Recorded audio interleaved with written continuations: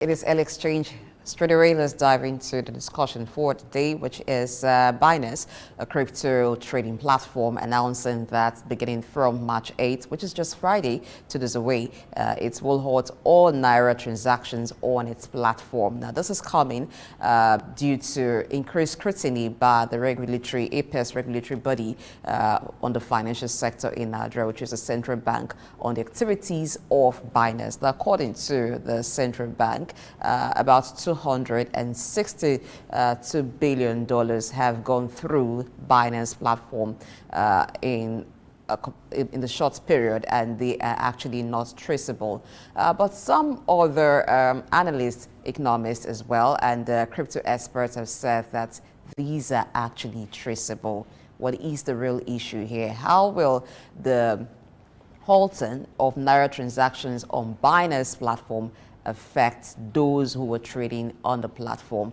We understand that while crypto may not have been given a perfect green card in Nigeria as to continue, but they still have crypto transactions in Nigeria, and the central bank too has tried to come up with guidelines to ease crypto transactions in Nigeria, even though it is not, like I said, a perfect green card to say yes.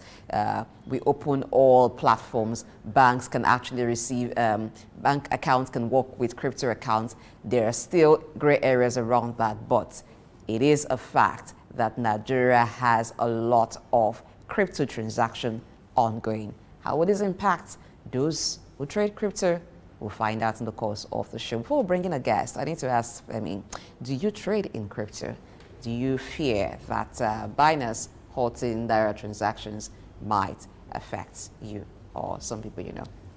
Even if I don't trade in crypto, of course, this kind of decision will always have consequence. For every decision you make that has to do with financial transactions, you should expect that there will be the aftermath. And from the feel I've been getting, before now, people were making money, but when this kind of development, happens, there's always this fear, there's always this apathy, and then, once this panic is there, people start to see what they can do to safeguard their investment first. But we must understand that it's a virtual market.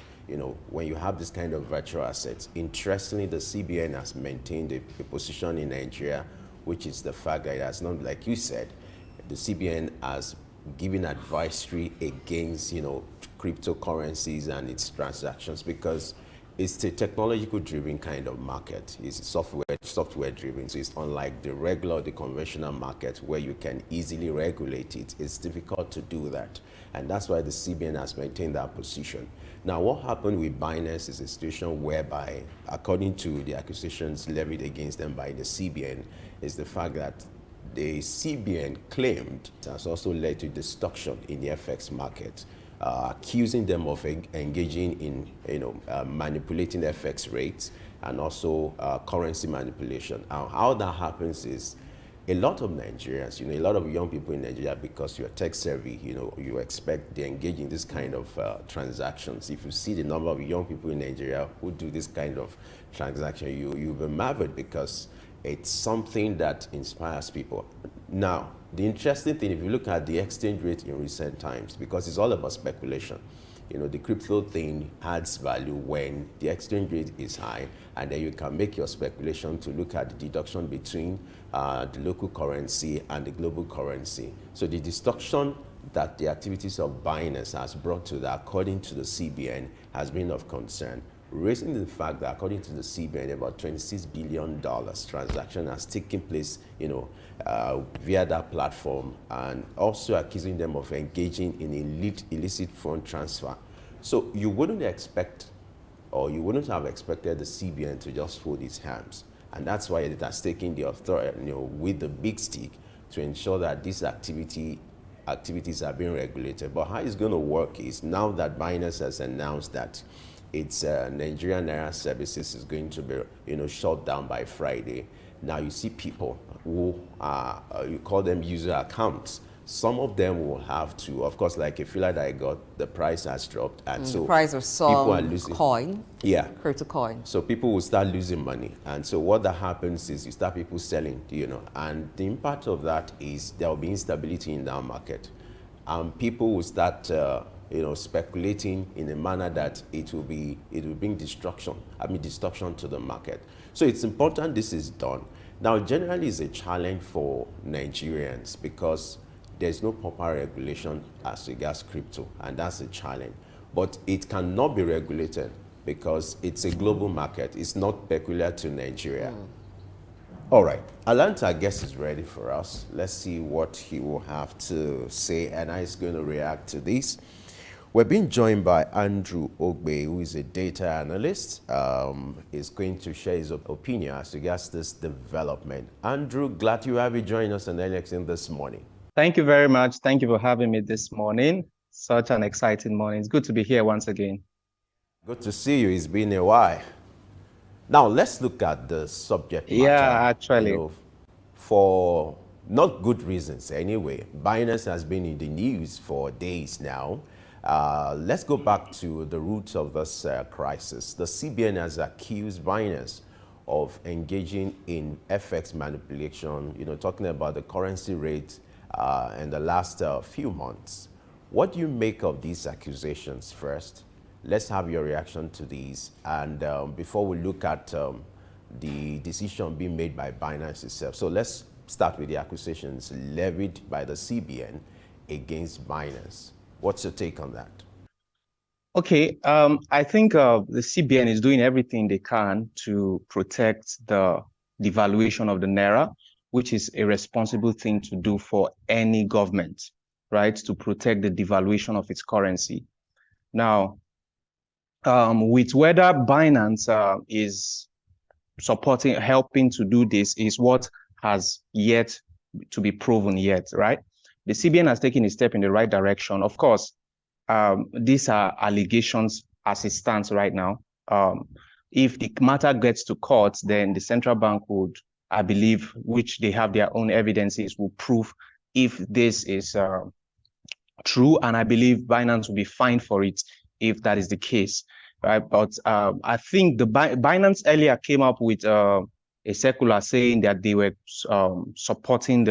they were working together with the CBN, the federal government, to ensure that they remove some of the users on their platform who were involved in some of these things. But so far, so good. It's like Binance have not been so cooperative with the CBN, given the recent development. Probably things didn't pan out well.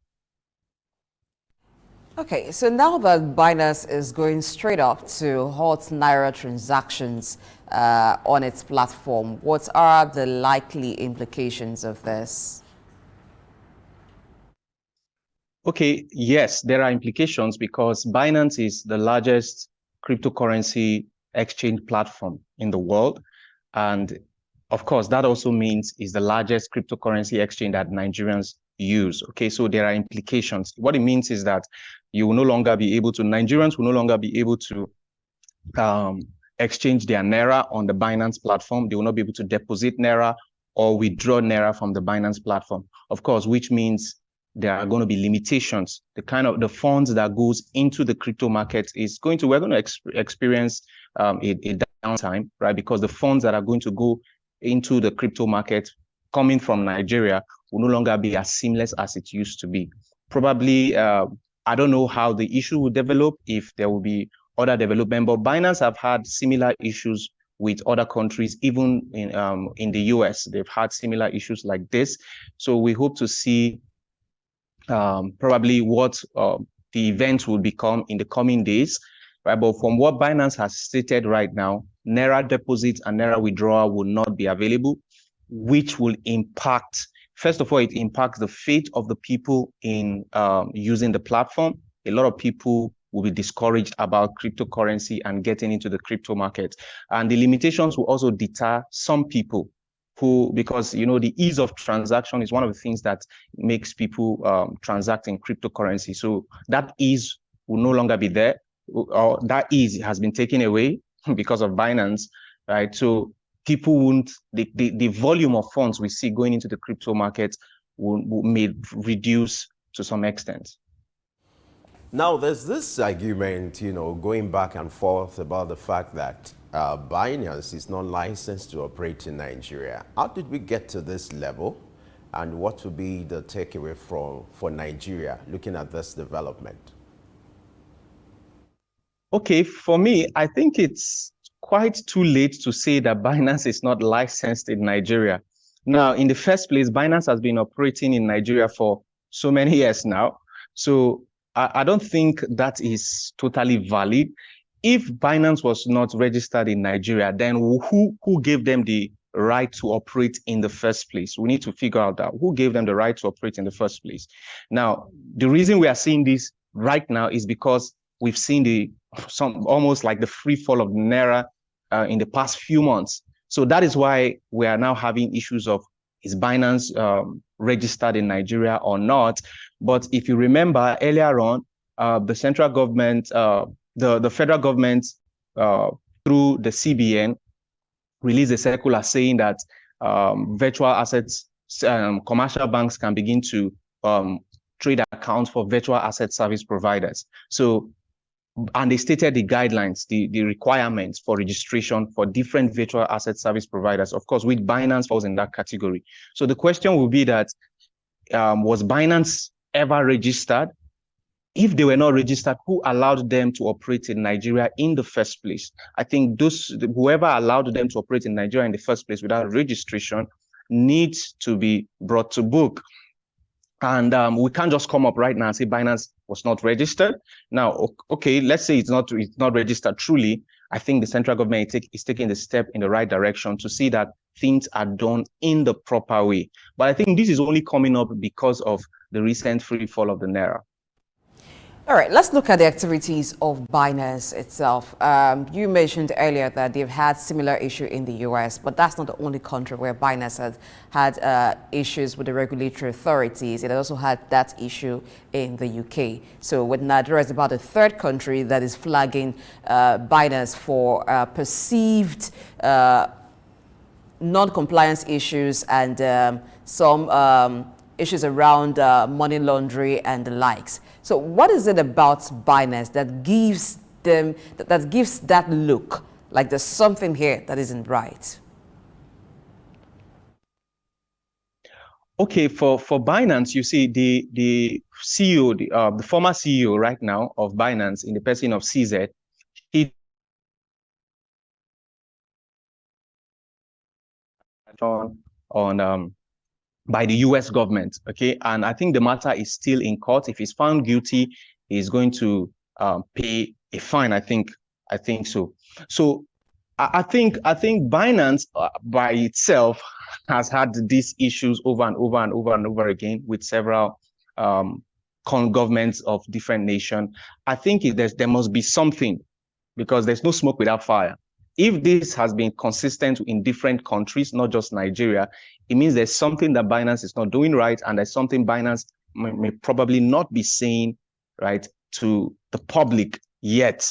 So, and because it's the largest exchange platforms, people find it more appealing. People trust the platform because it's the largest in the world. But for them to be having similar issues country after country, Nigeria is the third country, like you said, there must be something about Binance that Binance is not saying to the public.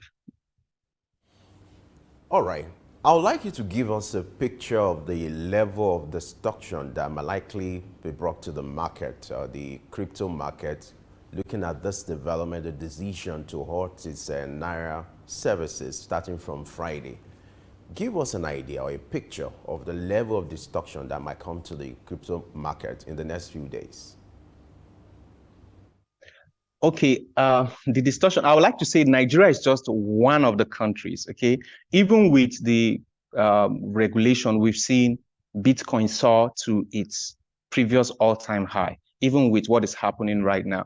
So we're talking about it globally because crypto market is a global market. Yeah, there may be a little impact, but I think it's going to correct because we are still in the bull season. It's going to correct, and there's still going to be massive spike in the value of cryptocurrency, regardless of what has happened right now. But what may happen is that the number of Nigerians who have been going into crypto may drastically reduce. it may drastically reduce because the ease of transaction has been taken away. If you remember, in 2020, when the federal government, through the CBN, stopped commercial banks from trading accounts for virtual asset service providers, you will notice that there was a drastic drop in the participation of Nigerians in the crypto market. But that didn't change the bull market. It didn't change Bitcoin from moving from $15,000 to $67,000 because this is a global market. So we may experience a little correction here and there, but I don't think personally that it is going to impact the value of cryptocurrencies in this time. Yeah. All right. At the time that the CBN stopped the accounts of virtual assets traders, they moved on to what is called the peer-to-peer markets. Is there a possibility that something else will come up to provide a platform for continuous trade, even if Binance stops Naira transactions? Oh, okay, yeah, yeah. I think something else will come up because this is a global market. It's a global market, and the CBN is just doing the best to protect the currency, right? And because this is a global market, ways will always come up, right? There will always be ways. Just like you mentioned in 2020, when they stopped virtual asset service commercial banks from trading accounts for virtual asset service providers, P2P came up, right? P2P was not a big thing prior to that time, but P2P became big. Personally, I remember a lot of people were scared at that time, and it was all over on the news. But P2P came up and things normalized. I still think things will come up because, right, remember, Binance is just one of the exchange platforms that are operating in Nigeria. There are still a few others who are still allowed to operate as at this moment. So probably we might see Nigerians moving to those other platforms that are still allowed to operate in Nigeria. Or if those platforms are also regulated, probably there might be other means. And mind you, cryptocurrencies, actually, the technology of cryptocurrency is the concept of decentralization, where no central body is able to regulate its issuance and or manipulate what happens in the market. So we're going to see probably the future of cryptocurrency generally is full decentralization, of course, which it's a long walk. It may take a decade before we see this thing becoming a norm. But I think we're going to see more of probably decentralized exchange platforms coming up that may help users trade their cryptocurrency. That is what we may see. I think something else may come up, and even as it stands right now, like I said, Binance is just one amongst the many other exchange platforms, or the few other exchange platforms that have been taken this move. Others still allow their transaction in Naira. So we may see some Nigerians who can no longer use Binance move into using these other exchange platforms. And we wait to see how things will unfold, if the CBN is going to also do the same thing to these other exchange platforms or not. And we'll see if Nigerians or generally people would come up with other means of trading their cryptocurrencies.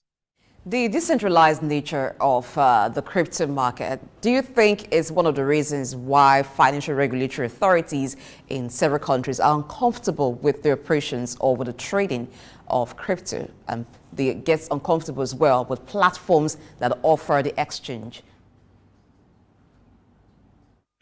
Okay, yes, that is one of the major things.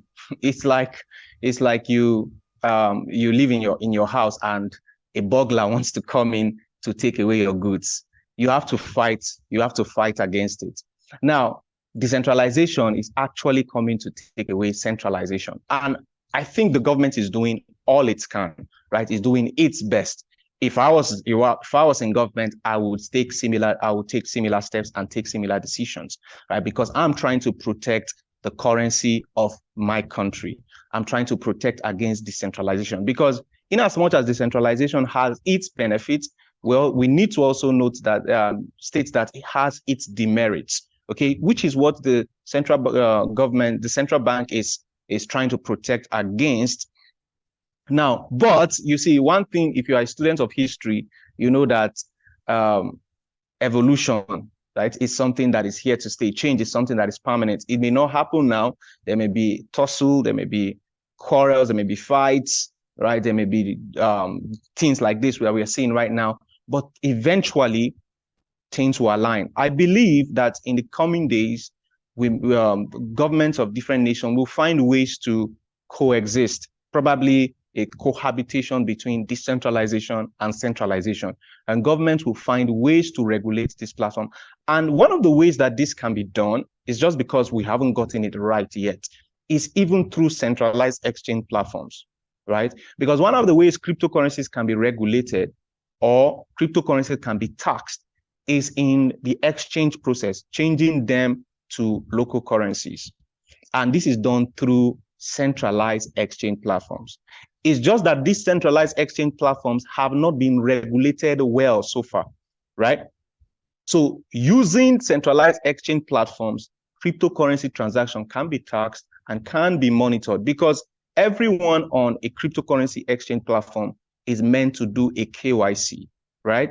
So these things can be done. It's just that we haven't gotten it right yet, not just with Nigeria, but globally. But I believe in the coming days, right, in the coming years, we might begin to find ways to coexist with this technology because we can't deny the technology is here already. We'll begin to find ways to coexist with it and to maximize the technology. And I think one of the ways that it can be done is through centralized exchanges, but it's just that we haven't gotten it right yet. Okay, if you say there's an element of truth to that. If you say crypto transactions can be traced, can be tracked, what do you make of this accusation by the CBN against Binance of saying that about $26 billion has passed through that platform and without traces? What do you make of this accusation? Okay, if $26 billion, over $26 billion has passed through Binance, it must have passed through a certain account, which if Binance is not hiding anything, they can provide the customer's accounts that this money came through. Because every customer, except there are exceptions, but as far as I know, every customer is meant to do a KYC on Binance, right? And I think governments can enforce this. Like I said, it's because we haven't gotten it right yet. That is why we are where we are today.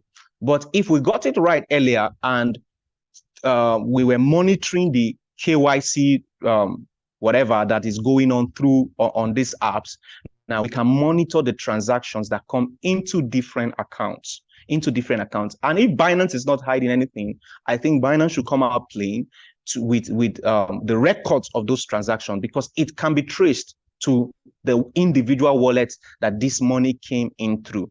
Because you can't exchange these cryptocurrencies in Nigeria, except you trade it on these exchange platforms. And you don't trade it anonymously. You don't trade it with ghosts. You trade it with actual human beings who have done KYC on this platform.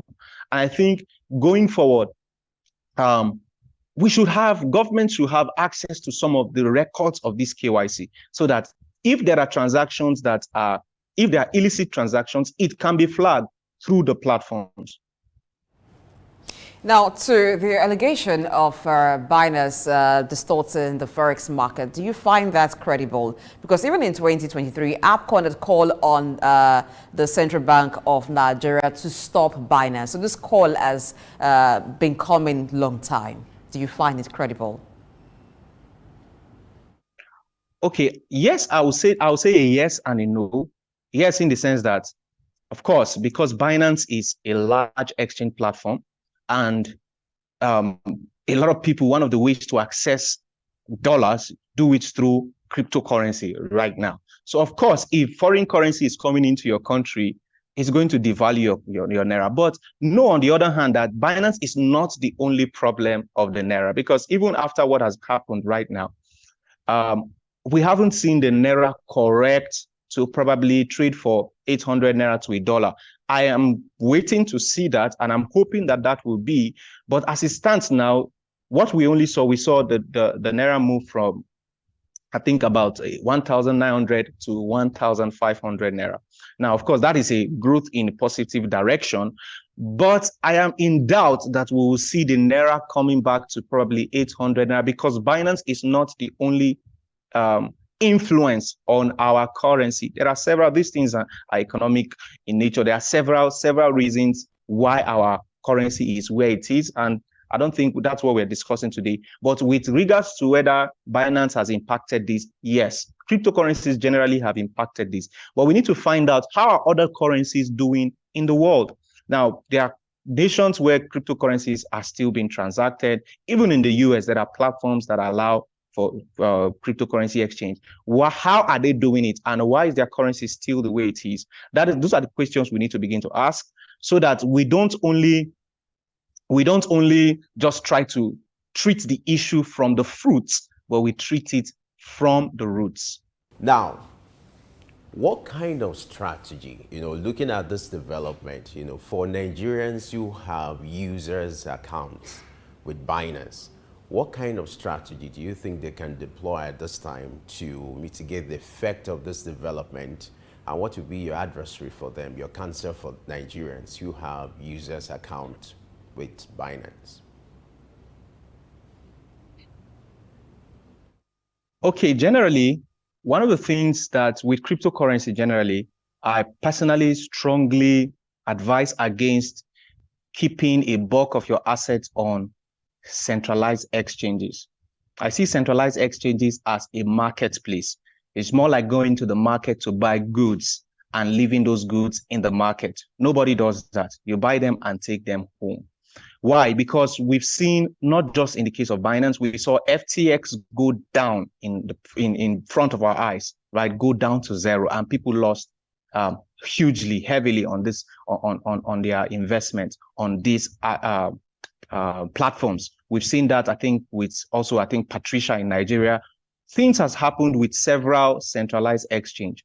So my counsel to Nigerians will be, if you use these platforms, this centralized exchange platform, please use them with caution, because several regulation or even manipulation that may be happening that may be beyond your control can happen within these platforms and take you out. So if you trade with these platforms, ensure, especially now that we are battling regulation issues and we're trying to get it right, ensure that you don't leave a bulk of your assets on centralized exchange platforms, because things can go out of your control at any time. On Binance, clarification regarding the halting of Naira transactions, that while that is done, the customers can continue using Binance for other of their services and products for other crypto transactions. Now, does it defeat their purpose or the reason why the CBN was clamping down on Binance? Now, if they're halting Naira transactions, but they say customers on their platform can continue transactions, but just the Naira transaction has been halted, does it make it counterproductive at the end of the day regarding what the CBN aims to do? Yes, I think it does. I think it makes it counterproductive, because users are still able to do other transactions on the Binance app. Now, you see, Binance says it's going to discontinue the trading of Naira on its platform. And what you want to ask yourself is, how many Nigerians truly hold Naira on Binance, right? How many Nigerians truly hold Naira? Naira has been used as just a passage, right? People just take Naira through Binance to convert to other cryptocurrencies or to trade to other cryptocurrencies. So this, in a way, is still counterproductive, since Binance is still fully operational. What users would simply do is to find other means to get in other cryptocurrencies into their Binance platform and do every other transaction as normal. So we are yet to see Binance exiting Nigeria completely. What we are seeing is just it's delisting Naira from our platform. But I think some users may still find other ways to get in currencies. And users, like Binance stated in that report, that if you have Naira, they are going to convert it to USDT. So it's more like having the same thing, what Nigerians normally do, converting Naira to USDT, but right now being done by Binance itself. Of course, there are going to be some limitations. Limitations like formerly, it was easy for people to just convert their Naira to USDT. But right now, because Binance is not allowing that, people will not be able to do that. So we're going to see a reduction on the inflow of Naira into Binance. But possibly Naira could be gotten into Binance through other cryptocurrency, not using the Naira anymore. It could be gotten through, we could get in Naira into Binance using USDT, probably converting Naira to USDT somewhere else and getting it into Binance. So I still think it's counterproductive since Binance is not exiting the Nigerian market yet. But we wait to see how things would unfold in the coming weeks. Let's revisit the issue of regulating virtual assets. Globally, it's been a challenge, regulating virtual assets or crypto transactions. But for CBN, if that's going to happen in Nigeria, what kind of control mechanism can be deployed by the CBN to control crypto transactions in Nigeria? Talking about regulation, how possible can that be? And what kind of mechanism can be deployed to achieve that? Okay, when I first saw the circular about CBN allowing commercial banks to hold accounts for virtual asset service providers, I was happy because I know it's a step in the right direction, because that is one of the ways to regulate these transactions, because CBN can actually regulate its bank.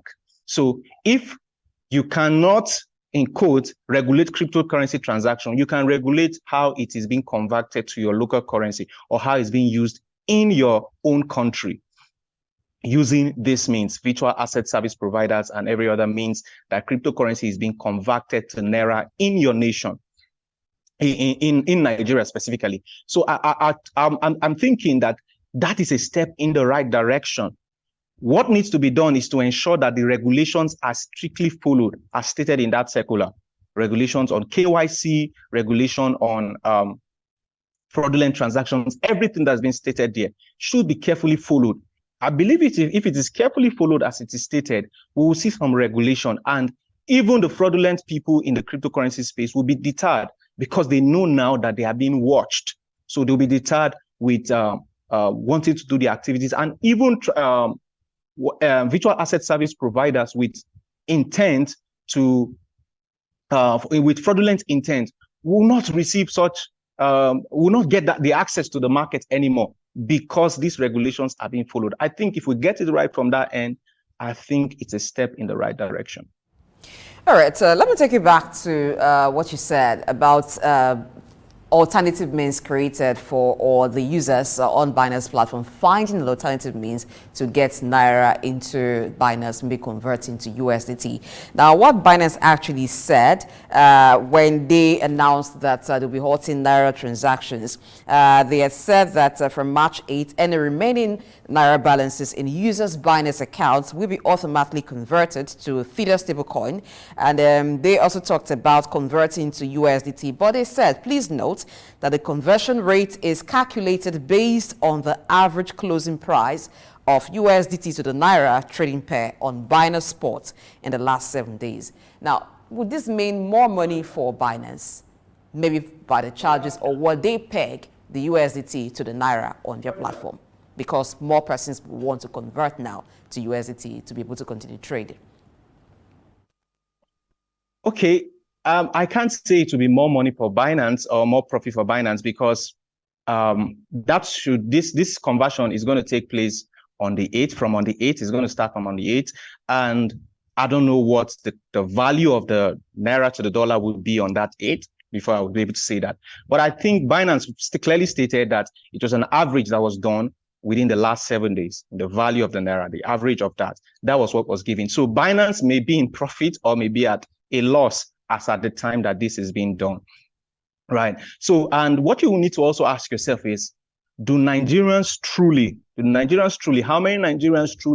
keep Naira in its form in Binance, right? How many truly keep Naira in its form in Binance? So I don't think we're talking about a huge sum right now, because what Nigerians mostly do, what people mostly do with Binance is to take Naira and convert to other assets, which I think Nigerians, people must have already done before now.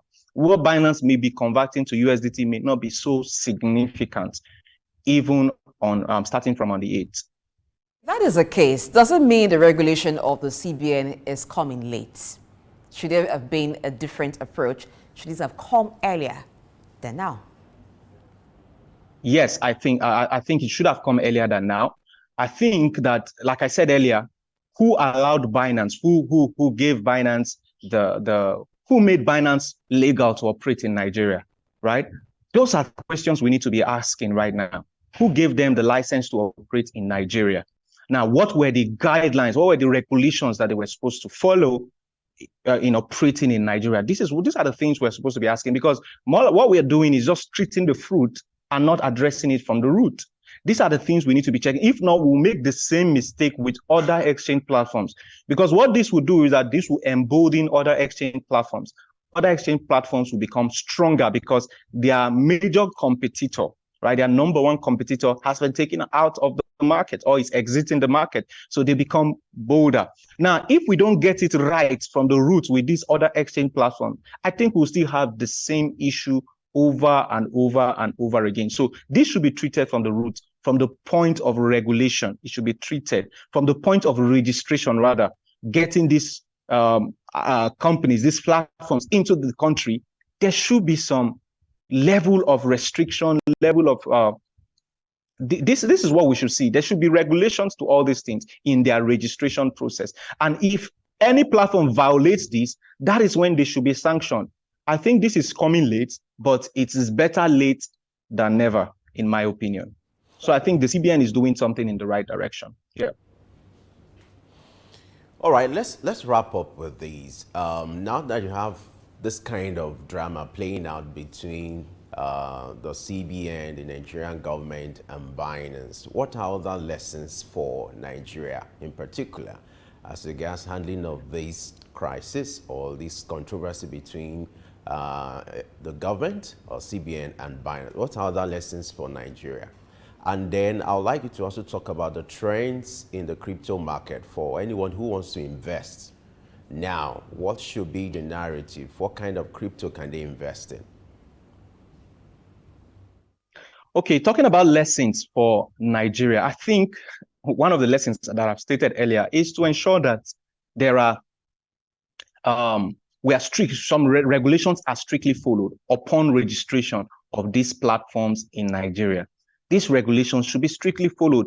Whatever that is stated, as was stated in the circular, that these platforms are going to meet certain criteria before they are allowed to operate in this nation, I think that should be strictly followed. I think we have learned lessons that if these things are not being followed, if these things are not done properly, we're going to face issues, and we're going to have fraudulent people use this platform and go scot-free for it.